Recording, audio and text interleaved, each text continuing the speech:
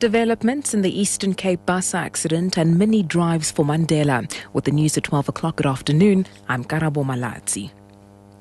Police say 14 people were injured in this morning's bus accident in the Eastern Cape, in which 16 people were killed. They are being treated at the Cradock Hospital. 3 of the deceased were pupils from the Cradock Primary School. The driver of the school bus was also killed. 12 people in the bus, which was travelling from Cape Town to Mthatha in the Eastern Cape, also died in the accident. The accident happened on the Cradock-Graaff Net Road, which was still closed to traffic a short while ago. Public Enterprises Minister Malusi Gigaba has condemned the use of trucks and tractors to transport farm workers.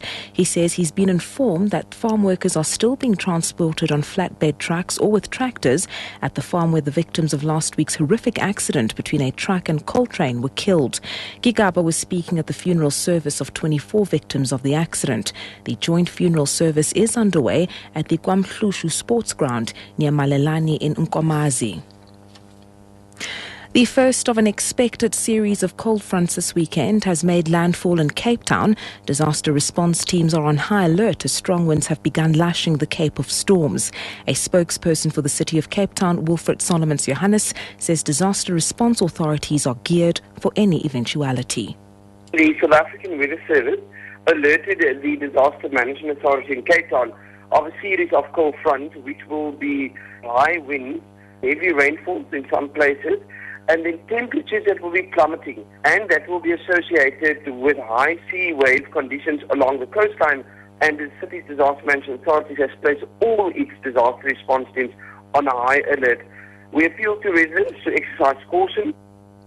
The National Sea Rescue Institute has meanwhile advised people not to go out to sea over the next few days. Spokesperson Craig Lambinon elaborates.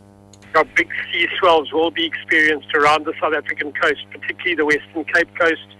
Over the next few days, we're urging the seafarers to exercise caution, wear their life jackets at all times and carry their safety equipment, and only go to sea if it's absolutely necessary. In other local news, Mini Cooper drivers are gathering in Sandton to embark on a 67-kilometre drive to Tshwaraghaneng Orphanage at Temba in Hammanskraal. The drivers will contribute 67 minutes of their time to community service, painting the orphanage. Tshwaraghaneng is a small 6-roomed home of safety for about 67 abandoned and abused children. Mini drivers facilitator Ramon Mareme says drivers are expected to come from as far as Botswana, Bloemfontein and Polokwane. Mandela Day, as we know, is an event where you give 67 minutes of your time to whichever community you need to assist. Now, we decided to do it this Saturday just so that we have, great numbers, a great turnout as well. And finally, further afield, one of the main opposition groups in Syria, the Muslim Brotherhood, says the state's authority is collapsing in many parts of the country. Syrian activists report that more than 200 people were killed in fighting yesterday, many in the capital, Damascus. The BBC's Jim Muir reports. Despite the death of 4 senior security officials and the eruption of fighting in the heart of the capital, the authorities are sticking to their line that the security forces are successfully crushing the remnants of armed terrorist groups which had managed to infiltrate the city. Clashes have also been reported in the big northern city of Aleppo, another former regime stronghold. Activists said at least 40 people were killed in the latest fighting there.